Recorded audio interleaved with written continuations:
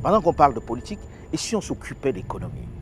Et la chose la plus importante, ce qui donne à manger aux gens, ce qui permet aux autres de construire des infrastructures.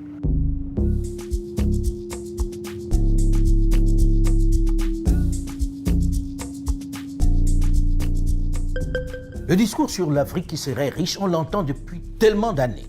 Mais lorsqu'on regarde la condition de vie des populations, lorsque l'on vit au quotidien la misère, la pauvreté des subsahariens, on se demande où est cette richesse dont on parle. On finit même par ne plus y croire. Et pourtant, elle est là, bien concrète. C'est la manière dont elle est exploitée qui explique ce décalage, cette condition difficile des gens. Et c'est pour attirer l'attention des Africains et du monde entier sur cette question, notamment des minerais, du sous-sol, que nous nous sommes lancés il y a 1 an et demi, sans grande prétention, dans la mission de montrer la réalité, celle qui nous est accessible. Et ce que nous découvrons chaque jour nous conforte dans l'idée qu'il est urgent que les Africains, notamment les subsahariens, prennent conscience de l'immense cadeau que la nature leur a offert et que les plus jeunes s'emploient autant qu'ils le peuvent à mettre fin au pillage dont ils sont l'objet. Leurs parents ne savaient pas, ils ignoraient l'importance de ces minerais. Cela ne signifiait pas grand-chose pour eux.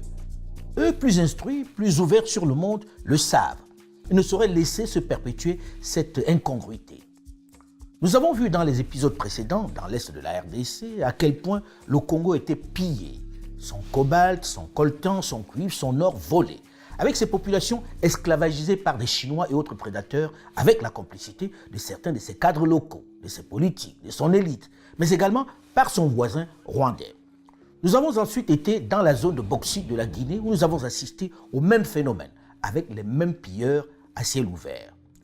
Mais avec une volonté affichée de nouvelles autorités militaires d'y mettre un terme.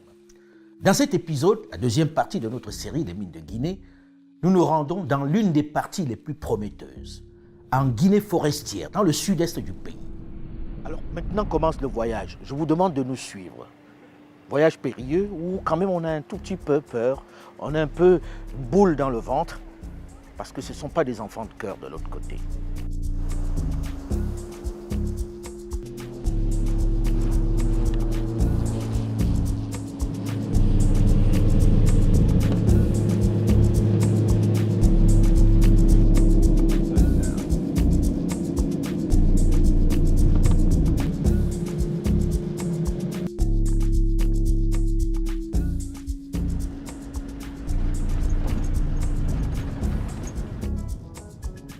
Nous voici à Simandou, la chaîne montagneuse de Simandou qui s'étend sur 110 km de long du nord au sud.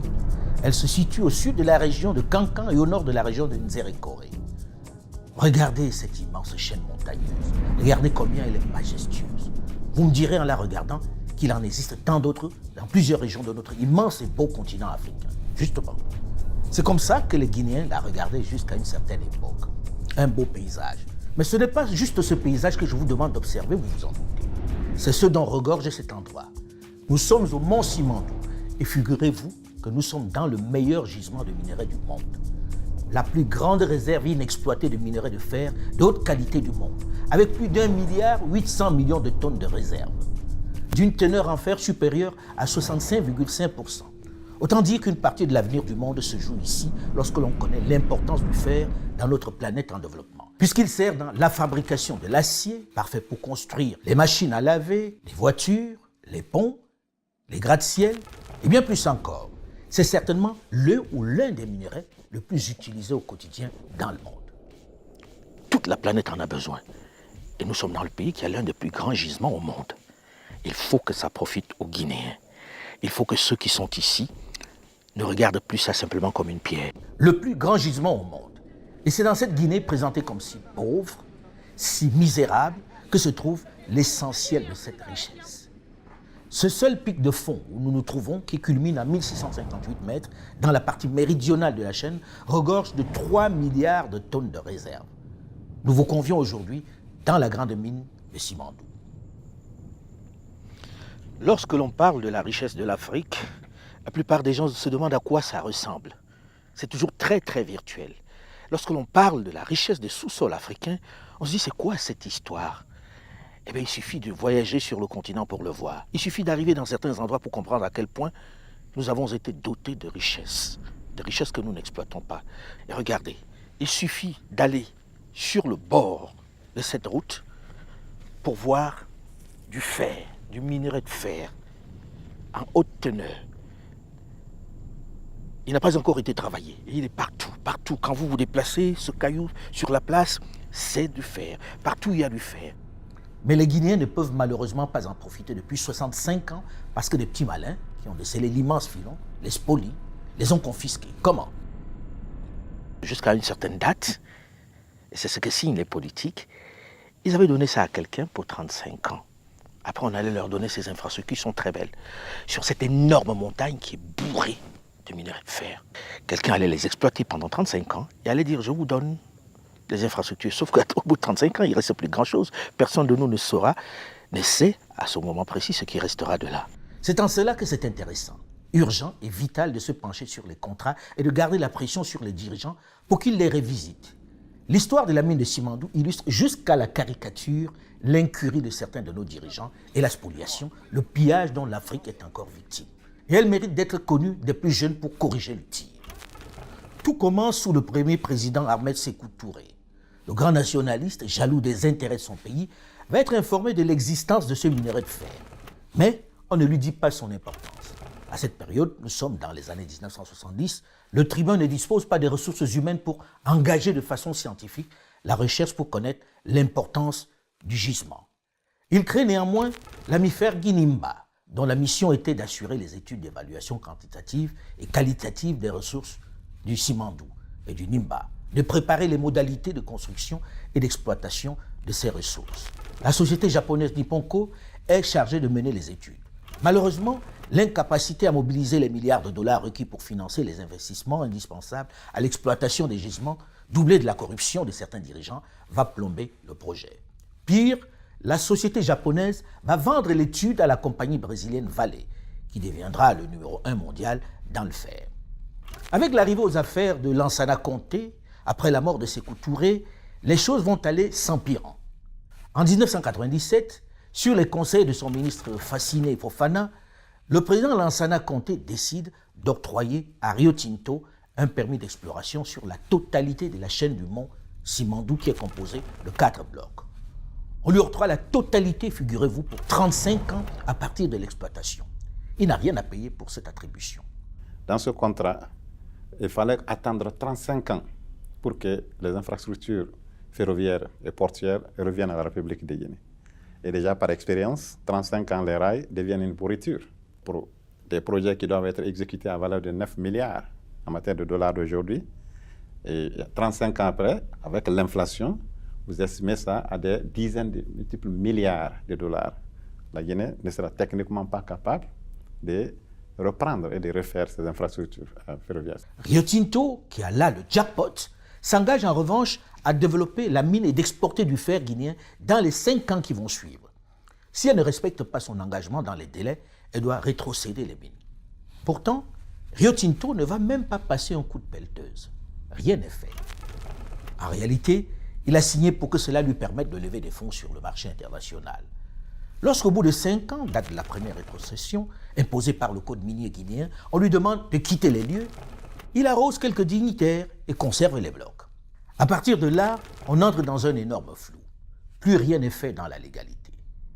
Rio Tinto joue de ses relations pour faire traîner le projet. Il a de bonnes relations avec le président Lansana Conté. Tout se fait en violation totale de toutes les règles et procédures pour l'obtention d'une concession, comme la présentation d'une étude de faisabilité, l'acceptation de l'étude par le ministère, la négociation avec un comité interministériel, le vote en conseil des ministres, la signature même d'un décret présidentiel et l'approbation du dit décret par l'Assemblée nationale. En gros, on est dans l'illégalité totale. Mais sous Lansana Conté, Rio Tinto, dans cette période-là, n'a rien à craindre. Et puisque Rio Tinto sait que personne ne va le contrarier, il se presse très lentement pour faire de la recherche. De toute façon, le décompte des 35 ans ne démarrera que lorsqu'il aura commencé à vendre du fer sur le marché international. En attendant, l'énorme réserve sert surtout à ce mastodonte à se valoriser en bourse. De 2002 à 2007, il prétexte de la nécessité de faire plus de recherches géologiques pour découvrir assez de minerais, pour justifier économiquement le développement de la mine, mais surtout de l'infrastructure ferroviaire et portuaire. Il prétend qu'elle n'a découvert que 2,5 milliards de tonnes d'une teneur assez médiocre, et que ceci ne peut supporter le coût d'un développement. Il gagne du temps. Mais il n'a pas vu venir un phénomène qui va mettre à nu son gros mensonge. La crise économique mondiale qui secoue la planète en 2007 va contraindre Rio Tinto, sérieusement bousculé, à licencier des dizaines de milliers d'employés à travers le monde. Le géant minier vacille. C'est le moment pour sa rivale BHP Billiton de saisir l'occasion pour la racheter. Elle fait une offre de 45 milliards de dollars pour son rachat complet. Une OPA que ne peut accepter Rio Tinto, naturellement. Mais s'il ne veut pas que cela se fasse, il est contraint, comme le veut la règle, de publier ses vrais résultats sur Simandou auprès de ses régulateurs boursiers en Angleterre et aux États-Unis. Et là, grosse surprise. Rio Tinto déclare, tenez-vous bien, entre 8 et 11 milliards de tonnes de réserves à des teneurs très élevées. Un calcul sommaire place immédiatement la valeur de Simandou seul dans les actifs de Rio entre 48 et 66 milliards de dollars. Ceci permet à Rio Tinto d'échapper aux griffes de BHP. Mais s'il a réussi à ne pas être avalé, dans le même temps, les Guinéens ont découvert le vaste mensonge du géant minier qui leur avait fait croire que la réserve de Simandou n'était que de 2,5 milliards de tonnes, avec une très faible teneur. Il avait simplement divisé la valeur de Simandou presque par 5. Oui. Lansana Conté, qui a compris qu'on lui a menti, que Rio Tinto s'est moqué des Guinéens, décide de récupérer les mines de Simandou. Rio Tinto résiste, menace, pèse de tout son poids pour empêcher cette rétrocession alors qu'il sait pertinemment qu'il n'a jamais rien fait sur le site et qu'il est entièrement en dehors. La mine n'a servi qu'à faire de la spéculation sur le marché financier international. Après une âpre bataille judiciaire, des lobbies, le gouvernement de Guinée se contente de diviser Simandou en 2 blocs, lui laisse les blocs 3 et 4 et récupère les blocs 1 et 2. Rio Tinto dit ne pas reconnaître cette partition. Pourtant, les autorités auraient pu tout reprendre. Rio Tinto, toujours aussi arrogant, menace toute entreprise qui serait tentée de récupérer ces 2 blocs de poursuite. Il fait savoir que toute compagnie qui s'intéresserait à ces blocs serait poursuivie sous la doctrine légale anglo-saxonne de tortious interference. Donc Simandou demeure gelé car personne de sérieux n'ose s'en approcher. Rio Tinto, ce n'est pas n'importe qui dans le monde des mines. Le bien des Guinéens est encore une fois bloqué par une firme internationale. Mais arrive un autre acteur qui n'a même pas peur de Rio Tinto. BSGR, fondé par Benny Steinmetz, un milliardaire israélien qui a fait fortune dans le diamant et qui semble déterminé à s'assurer les droits d'exploitation de Simandou. Il est dans le pays depuis quelques années et malgré les revers qu'il a subis, il a été plus efficace pour délivrer notamment dans le domaine du bauxite mais également du fer. Il a été plus respectueux des engagements avec l'État guinéen à qui il a fait gagner quelques centaines de millions de dollars. C'est donc très naturellement qu'on lui prête une oreille attentive. Et encore une fois, il va jouer sur la cupidité, la corruption qui caractérise le milieu politique local. Il joue sur les faiblesses de nos dirigeants. Comme il a ses entrées au palais, au moment où il sent le vieux président Lansana Conté complètement fatigué, malade, il s'organise. Après une tentative manquée auprès de la première épouse, Henriette Conté, BSGR arrose sa 4e femme, Mamadi Touré, de 8 millions de dollars. Et l'amène à obtenir auprès de son mari, malade, les blocs 1 et 2 de Simandou qui venaient d'être récupérés par l'État guinéen. L'affaire va faire grand bruit. Les tribunaux internationaux vont s'en saisir avec, bien sûr, la pression du géant minier Rio Tinto qui n'accepte pas de perdre ces 2 blocs. Mais BSGR tient bon. Et sous la pression, pour ne pas connaître les mêmes déboires que Rio Tinto, pour éviter qu'on ne lui retire ces 2 blocs, il va se mettre avec un géant du secteur qui s'est illustré notamment en Amazonie, le groupe brésilien Vale. Il fait de suite une extraordinaire culbute. Les 2 blocs achetés dans l'immédiat, à moins de 100 millions de dollars, BSGR va revendre 51% de ses parts au Brésilien Vale pour 2,5 milliards de dollars, réalisant une gigantesque plus-value de plus de 2 milliards 400 millions de dollars, sans que le gouvernement guinéen en tire le moindre bénéfice. Oui, vous avez bien entendu. Il achète à moins de 100 millions, fait quelques investissements et revend 51% du bien à 2,5 milliards de dollars. Le mariage BSGR-Vale est établi et il faut aller vite pour que personne ne puisse plus remettre en cause le deal. Il faut produire du fer rapidement. En 2010, le nouveau groupe Vale BSGR est contraint de renégocier avec le gouvernement de Guinée qui lui impose la reconstruction à leurs frais du chemin de fer Conakry-Cancan avant mars 2012, avec l'engagement de prolonger le rail jusqu'à Kerouané. Le gouvernement lui accorde en retour des concessions fiscales minimales. Le groupe se met enfin au travail. Pas Rio Tinto qui est toujours en posture belliqueuse. Pas un coup de pelle de son côté. Et c'est dans ces conditions que le président Alpha Condé accède au pouvoir en janvier 2011. On se dit que les choses sérieuses vont enfin commencer avec cet intellectuel, professeur d'université, qui a longtemps dénoncé la gabegie, la corruption et l'incurie dans la gestion des mines en Guinée. Et tout commence bien par l'inauguration par le nouveau président Alpha Condé, en présence du président brésilien Lula, de l'inauguration de Conakry Cancan. Vale BSGR démarre les travaux. Il faut faire vite puisqu'elle a promis de produire avant 2012. Pourtant, peu de temps après, Alpha Condé arrête les travaux, donne bizarrement les premiers 40 km de rail sur lesquels le travail avait commencé à Vincent Bolloré, avec la concession du port. D'un coup, il entre en guerre contre Vale BSGR. Il l'accuse d'avoir obtenu les 2 concessions par la corruption, ce qui est vrai du reste. Et curieusement, il se retourne vers l'Australien Rio Tinto, qui trouve grâce à ses yeux. Il signe un accord avec Rio Tinto où il efface toutes ces violations de la loi. On lui pardonne tous ses écarts. En contrepartie, il paye 700 millions de dollars pour récupérer les blocs 3 et 4. 700 millions de dollars qui, accrochez-vous, n'arriveront jamais dans les caisses de l'État. 700 millions de dollars qui se sont volatilisés. On n'a jamais réussi à les retracer de façon claire au trésor public. Là, on parle de l'équivalent d'une centaine d'hôpitaux de référence, l'équivalent de 1400 km de routes bitumées dans un pays qui en manque cruellement. Ouf, disparu comme par enchantement. Le milliardaire Benny Steinmetz ne peut accepter d'être ainsi écarté, spolié, alors qu'à la différence de Rio Tinto, lui, il produisait quand même déjà du fer. Il attaque cette décision en justice à l'international. C'est la guerre. Rio Tinto, lui aussi, va mettre le paquet. Il veut récupérer les blocs 1 et 2 qu'on lui a enlevés. C'est pourquoi il décide de poursuivre Vale BSGR en justice. C'est le Simandou Gate, un procès fleuve que Rio Tinto va finir par perdre. Benny Steinmetz est néanmoins condamné à de la prison en Suisse pour la corruption. Le Brésilien Vale se retire du projet. Alpha Condé, approché par le président Nicolas Sarkozy, finit par négocier un accord avec BSGR, ce qui permet de libérer les blocs 1 et 2 et de les céder au groupe SMB de Fadi Ouazni, devenu alors Monsieur Mine pour Alpha et son fils. C'est ainsi que SMB arrive avec Winning, ses associés singapouriens, financés par la Chine, dans la mine de Simandou. La Chine a les moyens financiers de la technologie. La Chine va nous accompagner pour les infrastructures routières. Vous savez comment les rues de la Guinée sont dégradées aujourd'hui. Et lorsqu'on résume la situation, on est forcé de noter que tout ceci, tout ce cafouillage, ces magouilles diverses, tant des leaders locaux que des firmes internationales ont retardé le développement du secteur fer en Guinée d'une bonne dizaine d'années et privé le pays de plusieurs milliards de dollars de revenus.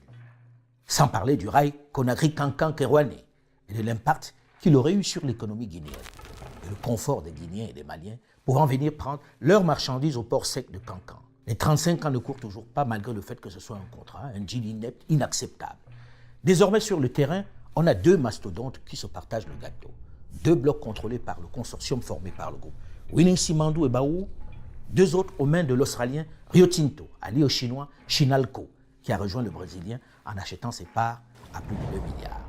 C'est le tableau dont héritent les militaires qui renversent le président Alpha Condé le 5 septembre 2021. La Guinée est habitée par une masse de gens qui ne savent pas la richesse de leur pays.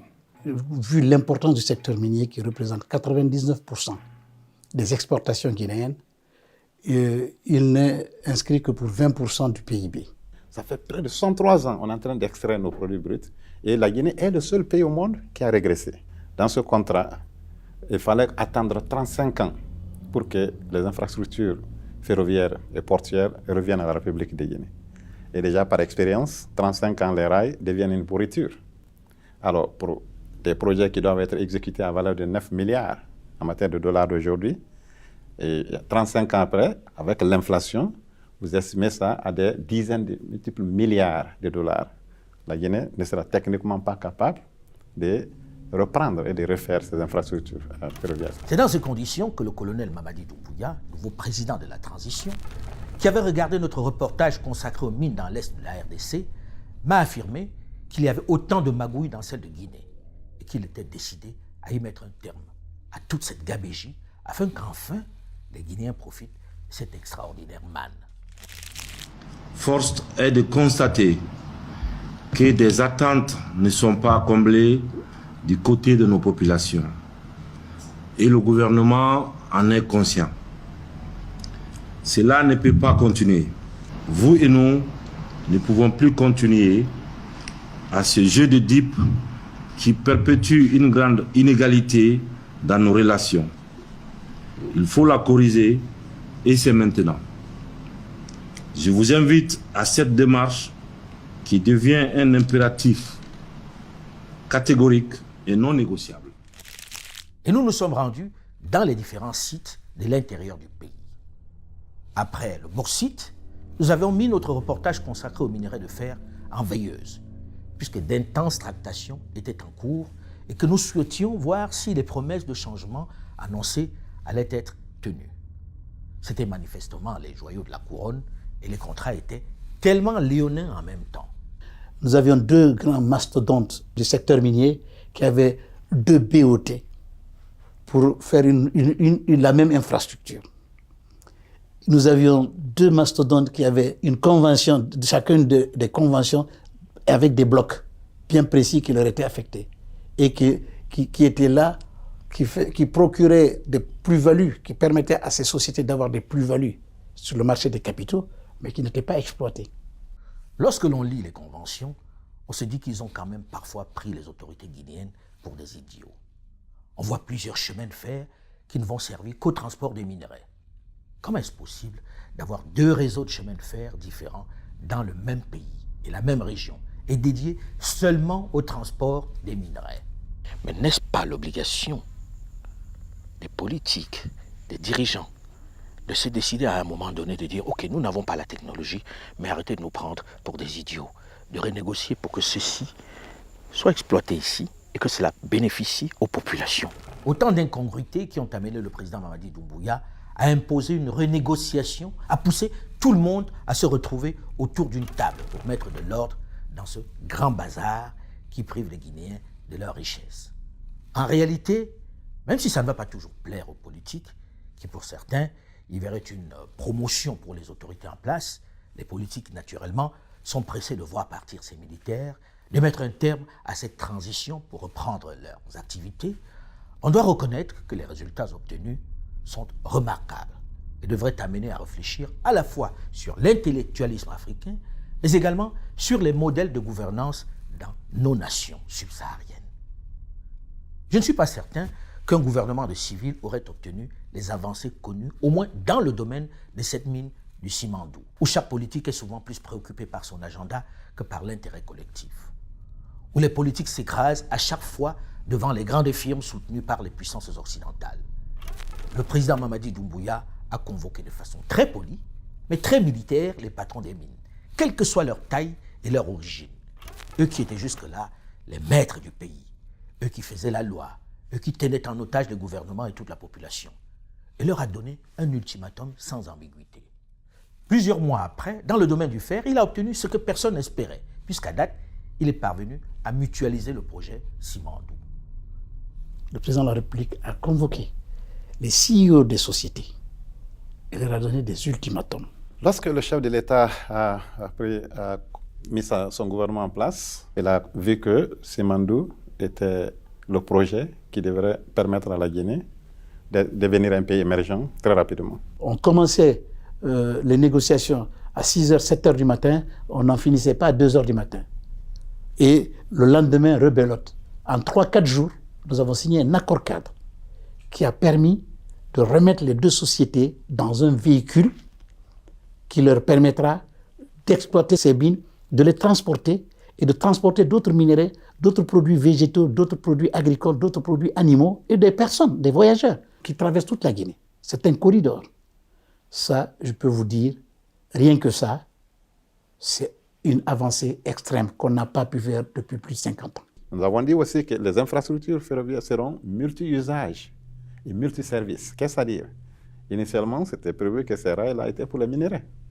Alors, mais pour nous, on dit un transguinéen de 670 km. Si vous ne transportez pas les personnes et leurs biens, les produits agricoles, qu'est-ce que ça va rapporter à la Guinée? Rien. Ça rapporterait beaucoup plus aux miniers, mais zéro à la République de Guinée. C'est pourquoi le chef de l'État nous a demandé qu'on négocie cet aspect-là. Les rails sont maintenant multiservices, donc rails, personnes, leurs biens, produits agricoles et minéraux. Multi-usage, n'importe quel opérateur minier qui détiendra un permis minier dans ce corridor sud de la République de Guinée aura le même accès que les deux partenaires. Au cours d'une réunion, Simandou Winnings, par exemple, dit « Nous allons faire notre chemin de fer ». Rio Tinto dit « Nous pouvons aussi faire notre chemin de fer ». Le président de la République dit qu'il n'est pas question. Parce que vous savez très bien, dans ce genre d'exploitation, le compte d'exploitation et le compte de perte de profit ne veut rien dire. C'est le prix de revient prévisionnel. En mutualisant le projet, le gouvernement a divisé les coûts par deux. Et ce qui est remarquable dans cette renégociation, c'est que ce n'est plus l'État qui paye les cabinets d'avocats et d'études comme c'était le cas jusque-là, mais le projet en lui-même. Et désormais, c'est une coentreprise avec l'État de Guinée qui est passé de 0% à 15%, sans rien débourser. Pas besoin d'attendre 35 ans pour bénéficier de la manne que la nature lui a donnée. Pas besoin d'attendre 35 ans pour jouir des infrastructures, puisque le chemin de fer servira à tous. C'est le transguinéen.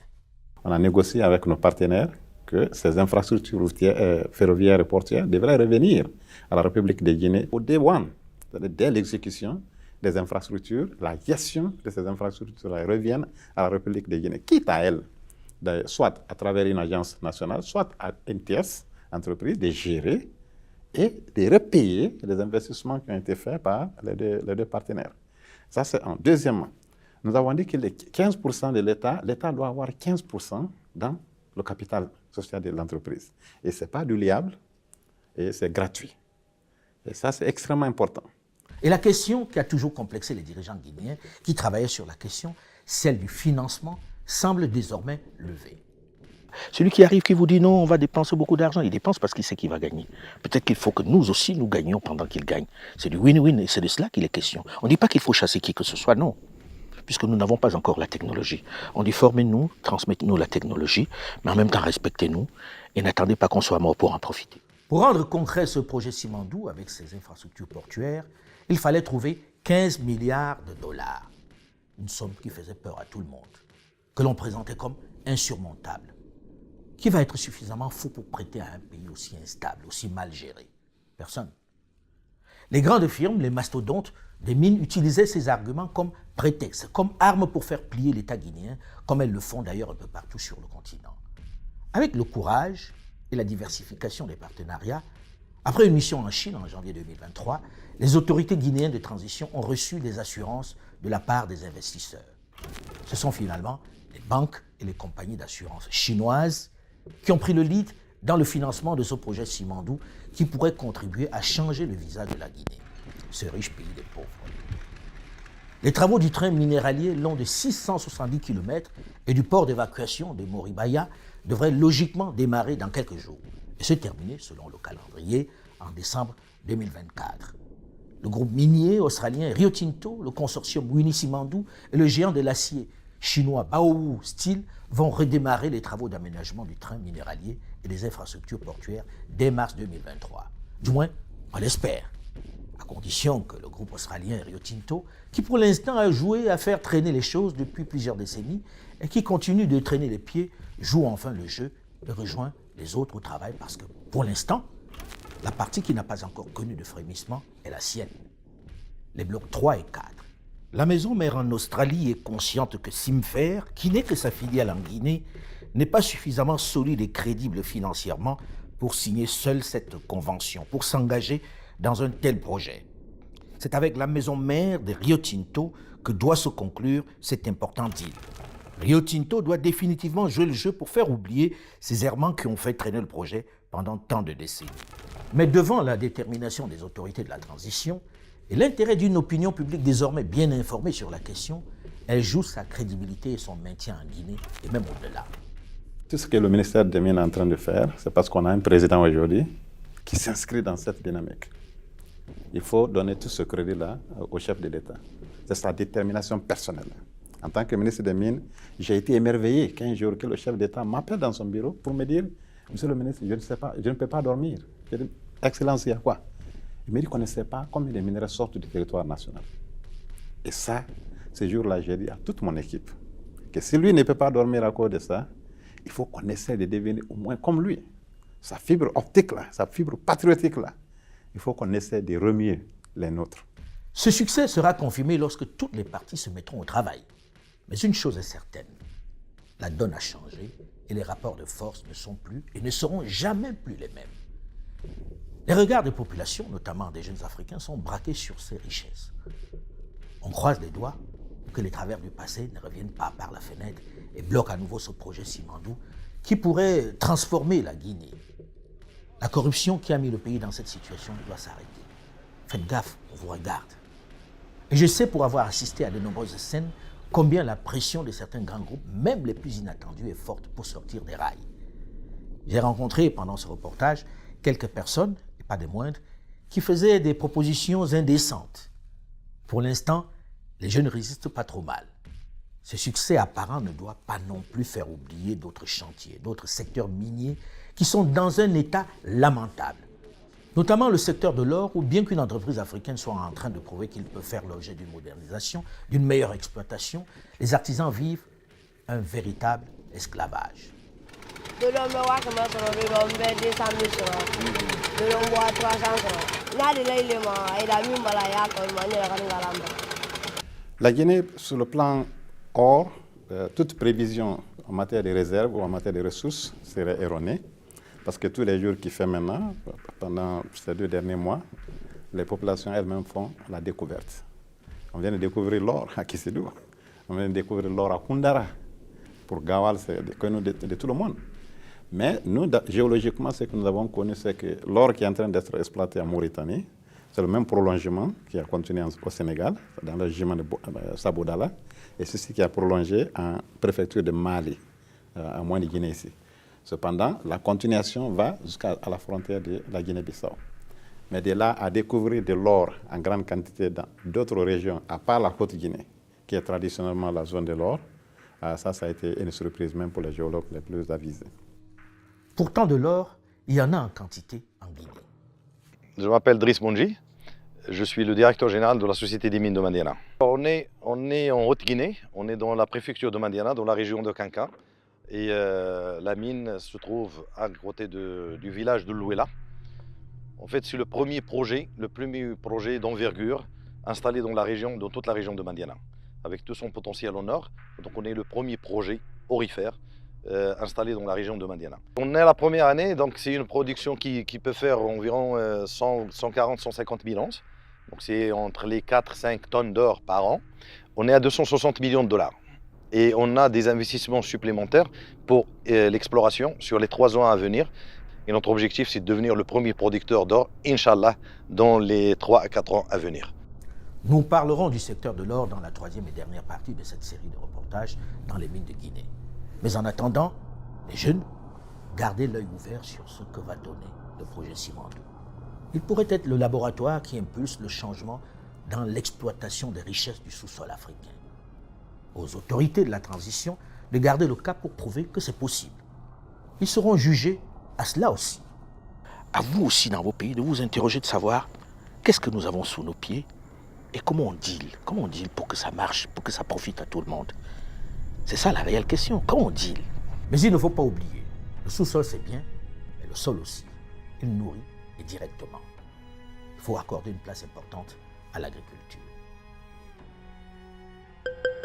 Je voudrais vous remercier pour votre fidélité à ma chaîne YouTube qui compte de plus en plus d'abonnés, mais également pour mes autres plateformes digitales où vous êtes de plus en plus nombreux malgré les faux comptes qui continuent de se multiplier.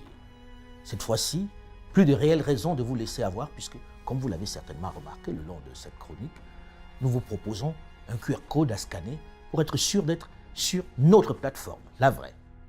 Elle vous évite, du moins pour l'instant, de continuer de subir les assauts des cybercriminels qui usurpent mon identité à d'autres fins. Je vous prie donc de scanner ce QR code si vous ne l'avez pas encore fait. Il vous conduit directement à tous mes comptes LinkedIn, Facebook, TikTok, Instagram et Twitter. En le scannant, vous êtes cette fois-ci certain d'être sur les bons comptes. Celui qui vous propose le narratif africain, sans complaisance, mais sans condescendance.